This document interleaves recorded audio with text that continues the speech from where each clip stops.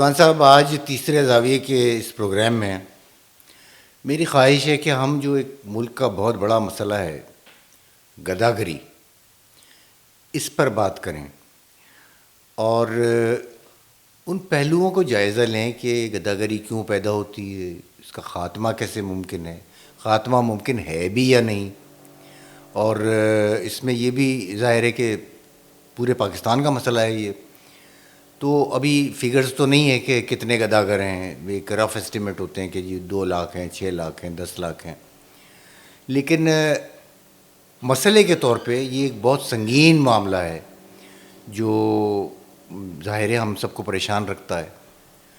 تو آپ کیا کہیں گے اس کے بارے میں؟ اخلاق صاحب، بہت اچھے موضوع کا انتخاب کیا ہے آپ نے، اس لیے کہ معاشی اور سماجی اعتبار سے ہم بہت سے مسائل سے دوچار ہیں، مگر بدقسمتی سے ڈیجیٹل پلیٹ فارم سے یا ٹیلی ویژن سے یا اخبارات سے ہمیں ان تمام موضوعات پر گفتگو کرنے والا، لکھنے والا نظر نہیں آتا. ہم سیاسی معاملات میں الجھے رہتے. صحیح کہا، بالکل صحیح کہا آپ نے. دیکھیے، گداگری کے بارے میں ایک طبقے کا موقف یہ ہے کہ سائل کو جھڑکے نہیں، آپ اسے کچھ نہ کچھ دے دیں. اس نقطۂ نظر نے لوگوں کی حوصلہ افزائی کی ہے، اور نتیجے کے طور پر میں نے ایسے مناظر دیکھے ہیں کہ مساجد کے باہر گداگروں کا ایک ہجوم ہوتا ہے، اور بعض صاحب استطاعت لوگ 10-10 روپے کے نوٹ لے کے آتے ہیں اور وہ ایک ایک کر کے بانٹتے ہیں. اس سے ایک مجمع مسجد کے دروازے کے باہر جمع ہو جاتا ہے. ان کی خوش فہمی یہ ہے کہ ہم یہ کار خیر کر رہے ہیں. میں اس بارے میں آپ کو حضرت علی کرم اللہ وجہ رضی اللہ تعالیٰ عنہ کا قول ایک سناؤں کہ حضرت علی ایک بار کوفے کے بازار سے گزر رہے تھے تو وہاں دیکھا کہ شاہراہ کے گلی یا سڑک تو نہیں تھی، جو بھی تھا اس کے نزدیک کچھ لوگ بیٹھے ہوئے رہتے تھے. تو 2-4 دفعہ انہوں نے دیکھا تو انہوں نے کہا یہ کون لوگ ہیں، یہ یہیں پڑے رہتے ہیں. کہنے لگا صاحب بس ایسے ہی ہے، کوئی ان کو دے جاتا ہے تو یہ کھا لیتے ہیں، باقی یہ کوئی کام کاج تو کرتے نہیں. تو حضرت علی کرم اللہ وجہ رضی اللہ تعالیٰ نے فرمایا کہ کوفے کے کتے بھی ان گلیوں میں پھرتے ہوئے اللہ کے دیے ہوئے رزق سے فیض اٹھا لیتے ہیں. ان کو یہاں سے اٹھاؤ اور ان کو ایک کام پر لگاؤ. تو بھیک مانگنے کا تصور اسلام میں نہیں ہے.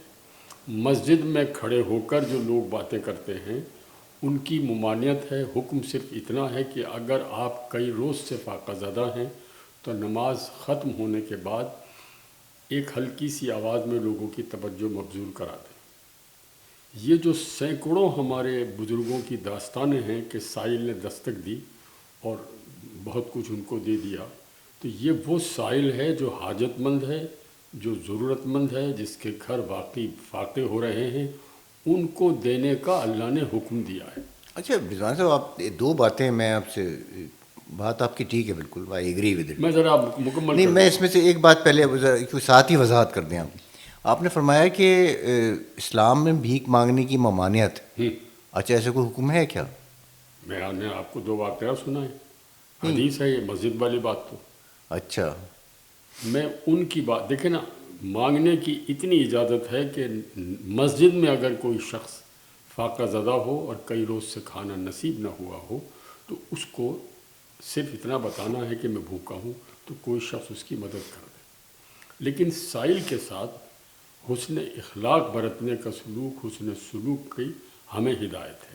مگر انہیں اگر آپ سائل سمجھ رہے ہیں، اگر انہیں حاجت مند سمجھ رہے ہیں، اگر انہیں ضرورت مند سمجھ رہے ہیں، تو ان کی روزانہ کی دہاڑی کا اندازہ لگائیے. یہ پیشہ ور گداگر ہے.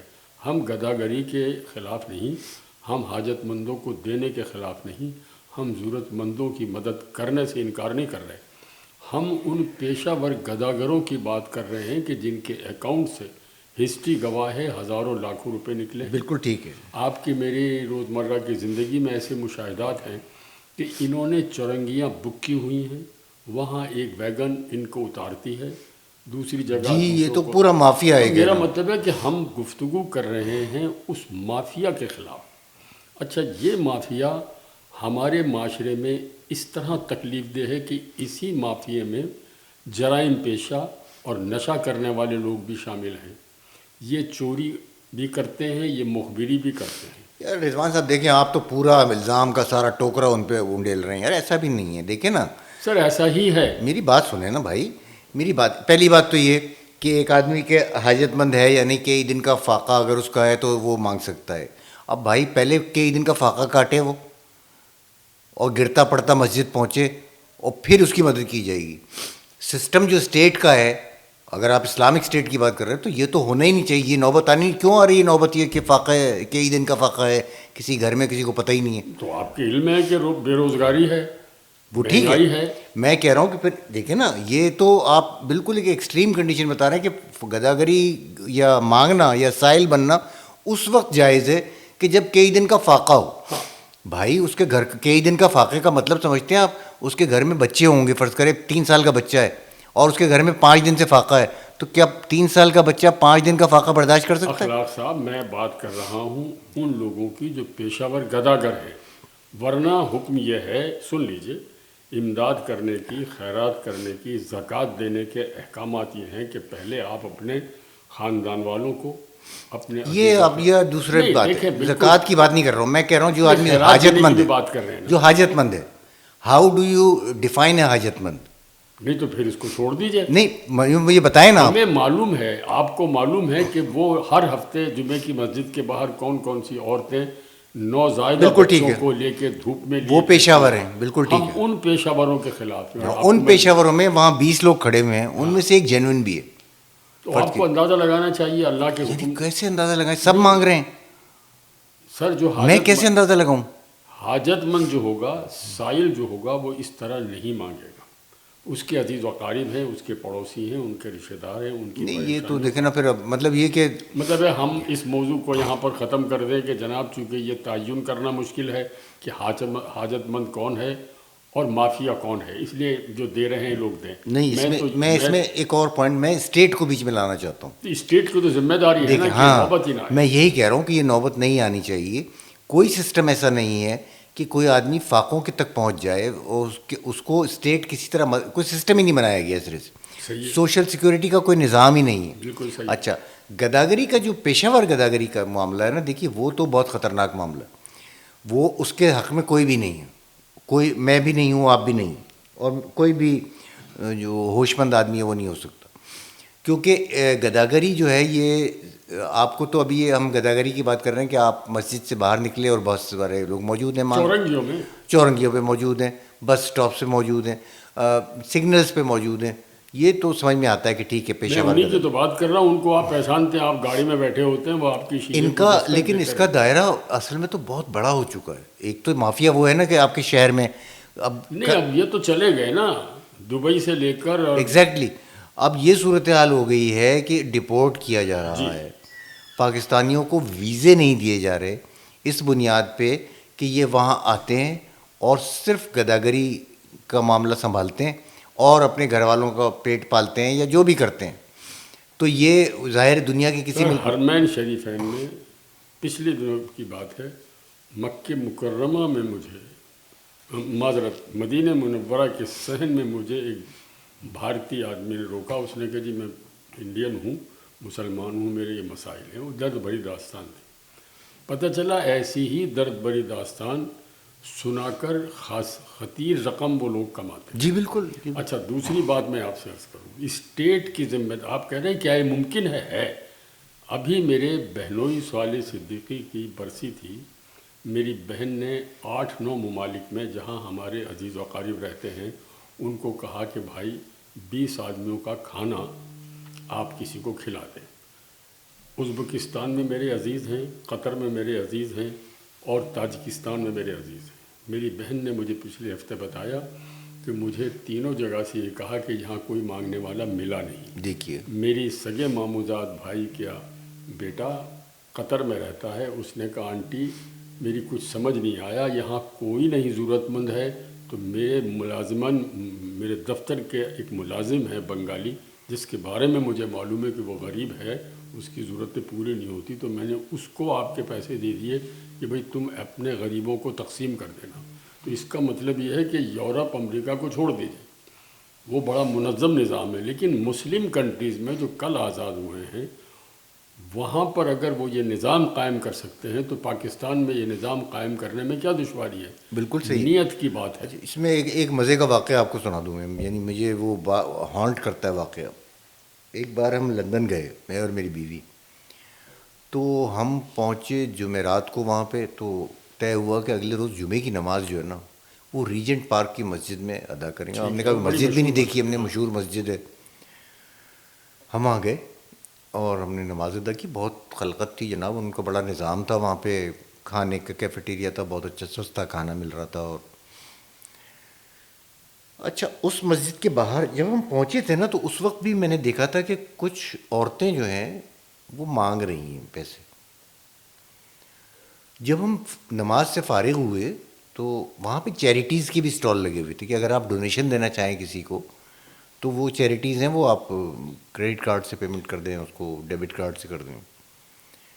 ہم باہر نکلے تو ایک جم غفیر تھا، یعنی کہ کوئی جم غفیر کیا، 10-12 عورتیں تھیں عبایا میں، کچھ حجاب باقاعدہ بالکل نقاب میں، اور وہ پیچھے پیچھے چل رہی تھیں لوگوں کے پیسے مانگتے ہوئے کہ، اور وہ یہ مختلف ملکوں کی تھیں، یعنی کوئی ہاں، پاکستان کی نہیں. پاکستان انڈیا نہیں مخصوص، کہ وہ رشین اسٹیٹس کی بھی تھیں.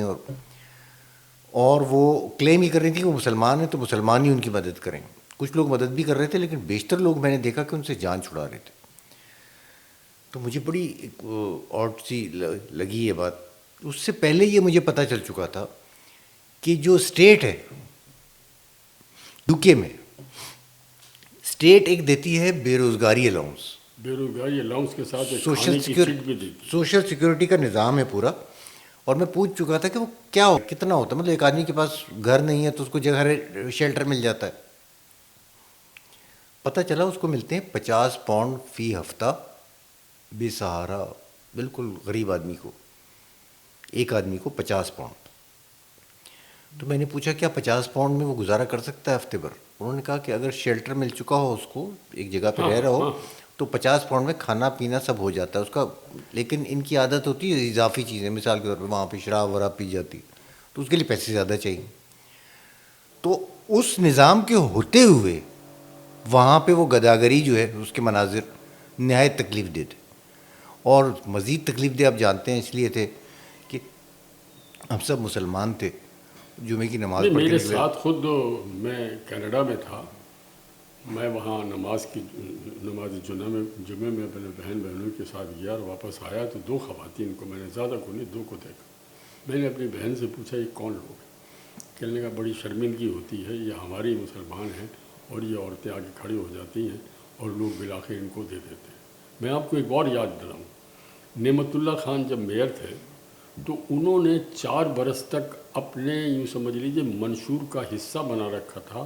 وہ اپنی ہر تقریر میں اس بات کا تذکرہ کیا کرتے تھے کہ خدا کے واسطے پیشہ ور گداگروں کو پیسے نہ دیں. جی جی دیکھیے، اگر ہم بات کر رہے ہیں اصول، ضابطے، ریاست کی ذمہ داری، یہ سب چھوڑ دیجیے.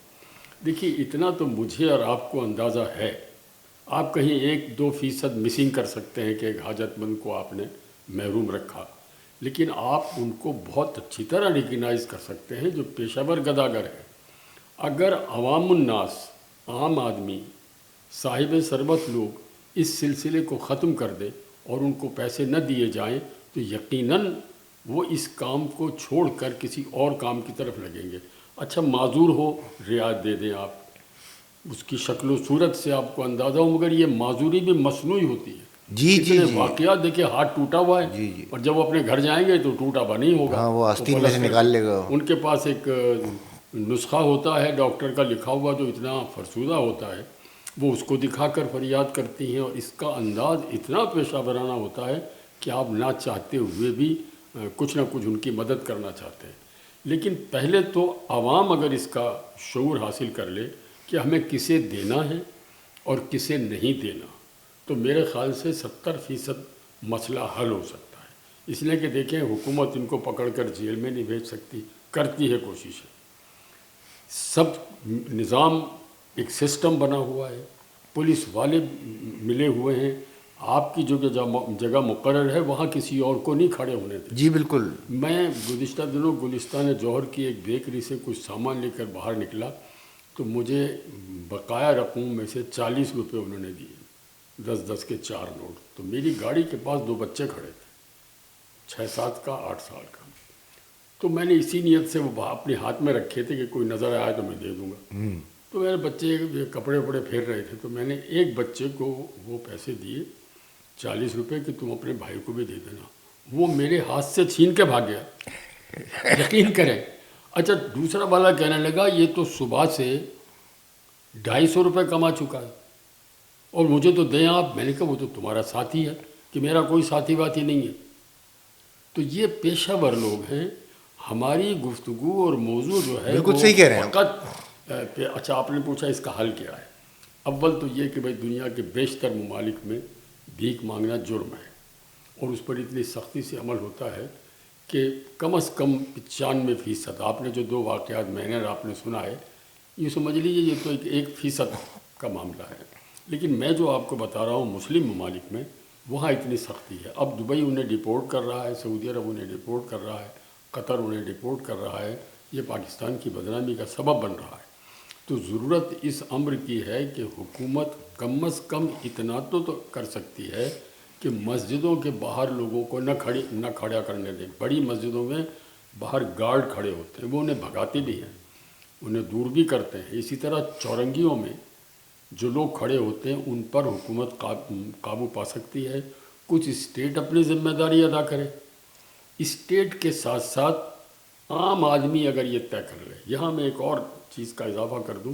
الحمدللہ ہمارے کراچی اور لاہور اور دیگر شہروں میں بالخصوص کراچی میں لنگر کا ایک نظام قائم ہے. جی ہاں.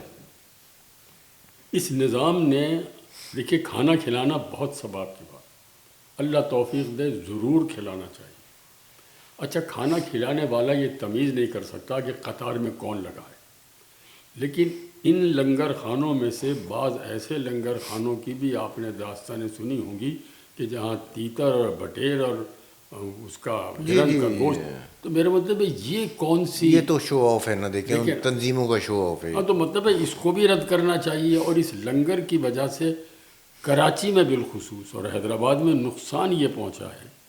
آپ پنجاب میں کے پی کے میں بلوچستان میں مجھے بتا دیجئے کہ کوئی شخص کسی خالی پلاٹ پر جا کر اپنا ڈیرا ڈال دے، ناممکنات میں سے ہے. کراچی وہ واحد شہر ہے جہاں ہر خالی پلاٹ پر راتوں رات آپ 10-20 بستیاں دیکھتے ہیں. جی بالکل. مستقل وہاں رہتے ہیں. ان لوگوں کو بلاتے ہیں فون کر کے، آ جاؤ، کنڈے سے بجلی لیں گے، سامنے والوں سے پانی مل جائے گا. بعض تو پائپ لائن کو کاٹ کر پانی حاصل کر لیتے ہیں. کھانے کی فکر نہیں ہے یا لنگر کا انتظام ہے. تو یہ جو کراچی میں آبادی سے دگنی آبادی بڑھ رہی ہے، یعنی ایک تو نیچرل آبادی ہے پیدائش کی، اس سے ہٹ کر جو باہر سے آنے والے لوگ ہیں ان کی حوصلہ افزائی ہوتی ہے. وہ جب یہاں آ جاتے ہیں، ٹھہر جاتے ہیں، تو انہیں ٹھکانے مل جاتے ہیں، اللہ روزگار بھی دے دیتا ہے، جس کے نتیجے میں باقی کراچی کی آبادی سرکاری سطح پر کچھ اور ہے، اصل جی ہاں جی ہاں. جس کے نتیجے میں آپ شہری سہولیات محروم ہیں. اس میں حکومت کی بدنیتی کو بھی دخل ہے اور آپ کے مالی وسائل کو بھی دخل ہے. جی بالکل. تو جناب گداگاری ایک عام مسئلہ نہیں ہے، یہ بہت اہم مسئلہ ہے. اور اس مسئلے کے حل کے لیے جو دو تجاویز میں دے رہا ہوں آپ کو. نمبر 1، اسٹیٹ کم سے کم ان مقامات پر یہ ذمہ داری لگائے، ہر چورنگی میں پولیس ٹھیک کھڑی ہے، ہوتی ایک تو یہ ہو گیا. دوسرا یہ جو اصل بات ہے وہ یہ کہ عام آدمی، میں اور آپ، جیسے آپ بار بار یہ کر رہے ہیں کہ یہ کیسے پتہ چلے، جی جی. بھئی ہم وہ اپنا شعور پیدا کرے اتنا کہ وہ پہچان لے کہ حاجت مند کون ہے. مثلا ہم نے ہمارے جنون حاجت مند کون ہے یہ ہم پہچان. نے یہ طے کر لیا. ایک زمانہ تھا میری یہ عادت تھی، جتنے پیسے ہوتے تھے 10-20 روپے والے وہ گاڑی میں رکھتا، اور ڈرائیور کو یہ ہدایت تھی کہ بھئی جو بھی آئے اس کو ایک نوٹ اٹھا کے دے دیں. مجھے 3-4 برس پہلے خیال آیا کہ میں تو یہ بہت بڑی غلطی کر رہا ہوں. تو اب جناب یہ سلسلہ میں نے، میری تو کیا اوقات ہے خیر، لیکن لوگوں کو بند کرنا چاہیے نا. لوگ کیوں دینا چاہتے ہیں؟ ان کے اپنے چچا زاد، مامو زاد، خالہ زاد، بالکل ان کے اپنے دائرے میں جو لوگ ہیں، جس کے بارے میں آخری گفتگو ہمارے ایک دوست ہیں انجم خان، اللہ ان کی مغفرت فرمائے، وہ اور مظہرانی وابستہ تھے ایک تنظیم سے اس تنظیم میں ان کا کام یہی تھا کہ لوگ درخواستیں دیتے تھے اپنی ضرورتوں کی، تعلیم کی، بچوں کی فیس اور یہ. تو ان کی موجودگی میں خاتون آئی، انہوں نے پرچہ بھیجا. تو وہ جن کی ملازمت کرتے تھے انہوں نے 5,000 روپये ان کو بھیجوا دیے. اچھا. اس پر انجم خان نے ان کا نام لے کر کہا کہ سر یہ آپ نے کیسے دے دی؟ ہم تو جو درخواستیں آپ ہمیں بھیجتے ہیں ہم تو ان کے گھروں تک پہنچتے ہیں، ان کی معلومات حاصل کرتے ہیں، پھر آپ کو ریکمنڈ کرتے ہیں کہ ان کی مدد کریں. کہنے گا بھائی یہ 3 دفعہ آ چکی ہے، مجھے یہ بات اچھی طرح پتہ ہے اس کی این جی او ہے، کوئی این جی او اس کی نہیں ہے.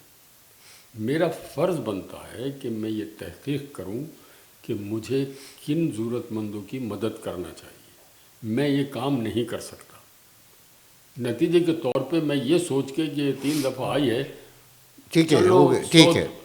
تو میرا مطلب ہے کہ کہیں کہیں آپ ضرور رعایت دے سکتے ہیں، لیکن عوام الناس کو یہ چاہیے، ان میں شعور پیدا ہونا چاہیے کہ وہ پہچانیں. اس لیے چلیں صحیح ہے، ٹھیک ہے سر، یہ تو بہت اچھا. ساری بات جو ہے آپ حکومت پہ جی جی بالکل کرنا ٹھیک ہے. چاہیے. 2 تجاویز آپ کی بہت ہی مثبت اور بہت پازیٹیو ہیں، اور اللہ کرے کہ یہ بات ان تک پہنچے جن کو ایگزیکیوٹ کرنا ہے. بالکل صحیح. بہت شکریہ رضوان صاحب. اللہ خوش رکھے.